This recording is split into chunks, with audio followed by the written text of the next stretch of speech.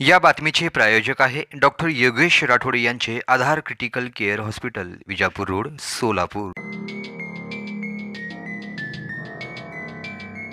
तलाव फुटून गावात पाणी शिरल्याची धक्कादायक घटना समोर आली आहे। एनडीआरएफची यंत्रणा घटनास्थळी महाराष्ट्रात परतीच्या पावसाला सुरुवात झालेली आहे। गेल्या अनेक दिवसापासून मुसळधार पडत असलेल्या पावसामुळे अक्षरशः तलाव फुटून गावात पाणी शिरल्याची धक्कादायक घटना समोर आली आहे।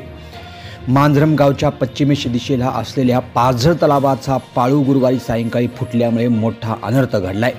अचानकच झालेल्या या घटनेमुळे मांजरम परिसरातील हजारो एकर शेती पाण्याखाली गेली असून गावाकडे पाणी शिरण्याची दाट शक्यता निर्माण झाली असून या पाण्याचा जोर अतिशय तीव्र असल्याने केवळ शेतीपुरतेच नव्हे तर मुख्य जनावरांचे मोठ्या प्रमाणावर नुकसान होण्याची भीती व्यक्त केली जात आहे।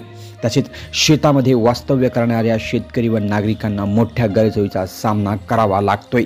या पाण्याचा प्रवाह मांजरमच्या नदी व शिवारातून वाहत जाऊन बेंद्री, खंडगाव, नायगाव मार्गे शेळगाव पुढे कंटूरकडे सरकत गोदावरी नदीत मिळणार आहे।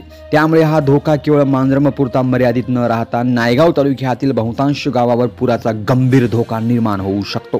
प्रशासनाने परिस्थितीची गंभीर दखल घेत एनडीआरएफची यंत्रणा घटनास्थळी रवाना केली असून नदीकाठच्या गावांना सतर्क राहण्याचा इशारा देण्यात आला आहे।